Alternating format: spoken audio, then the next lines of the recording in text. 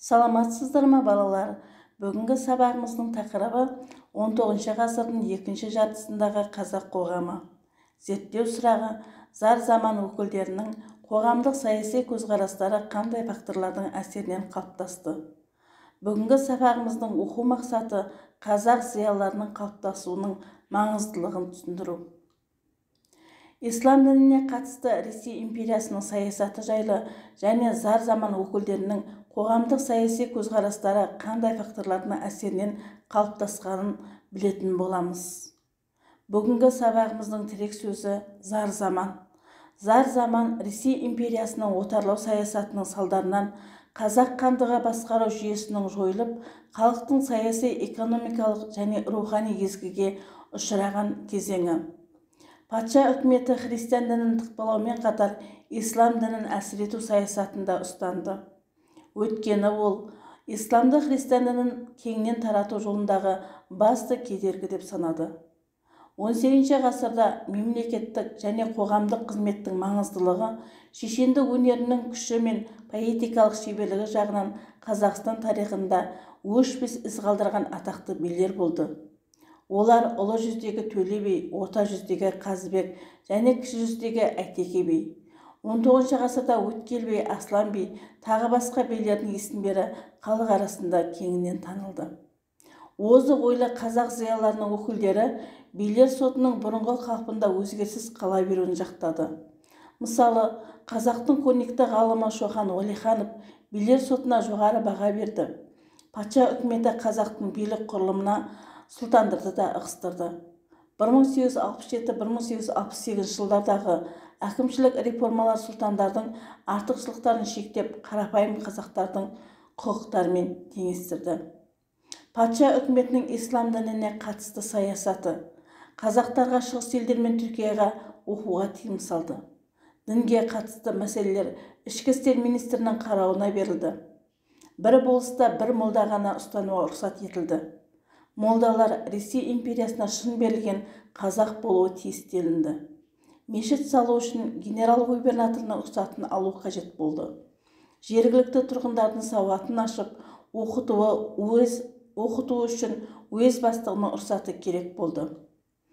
Дәстүрлі қазақ қоғамы құндылықтарының өзгеруі, патша үкіметінің отаршылық езгісінің күшеюі, халықтың қатты күйзелуі тұсында өмір сүрген ұлт қайраткерлері зар заман ақындары ретінде танылды.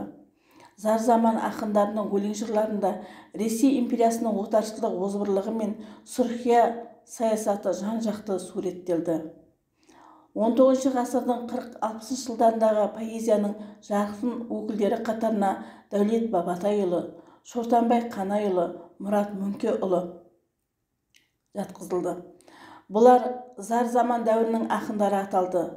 Олардың поэзиясының негізгі сарыны өткен заманды, қазақ халқының бұрынғы дерлік істері мен аңызға айналған өмірін аңсау, жаңа заманның зардаптарын сынау болды.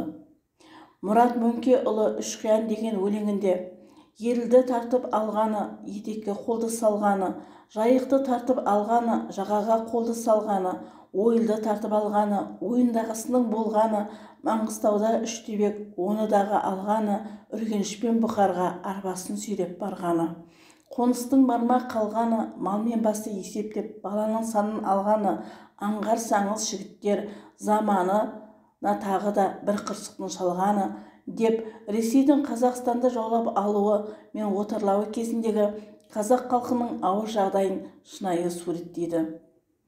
Зар заман ақындарының шығармалары салт дәстүрлерді бұзылмаған қалпында сақтауға шақырды.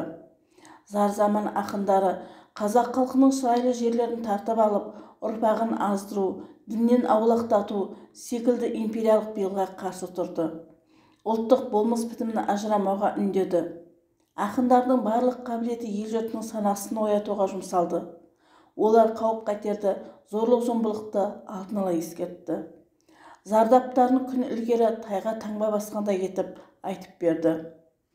Ұлттық отаршылық езгінің күшеюі, өлкеге капиталистік қатынастардың енуі, патша үкіметінің қоныстандыру саясаты қазақ халқының қоғамдық саяси ойды дамытып, ұлттық сана сезімін өсірді. Қазақ зиялылары қазақ халқының империя құрамында өзгелермен тең құқылы болуына қол жеткізу үшін күресті. Олар қазақтың ұлттық мемлекеттілігін қалпына келтірудің әдіс-амалдарын қарастырды.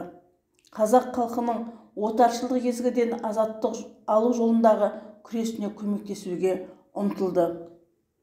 Қазақ зиялылары Уәлиханов, Алтынсарин, Құнанбайұлы, Бабажанов, Халиде, Шорманов, Құдайбердіұлы, Көбейұлы, Қосшығұлұлы тағы басқа зиялылар отаршылдыққа, рулық патриархалдық артқа қалушылыққа батыл түрде қарсы шықты.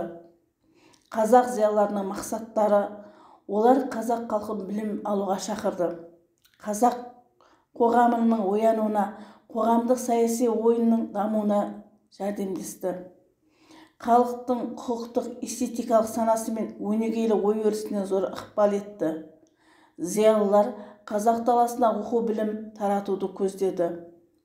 Қазақ зиялылары әдеби кештер өткізіп, жиналған қаржыны қазақ студенттеріне көмекке, ана тілінде кітаптар мен оқулықтар шығаруға жұмсады.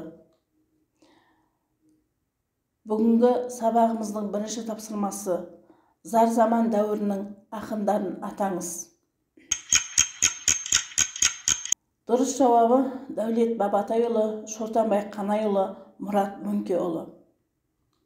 Екінші тапсырма: патша үкіметінің ислам дініне қатысты саясатының екі салдарын анықтаңыз. Дұрыс жауабы: қазақтарға шығыс елдері мен Түркияға оқуға тыйым салды.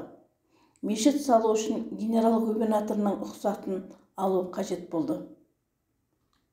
Сабақты көңіл қойып тыңдағандарыңызға рахмет.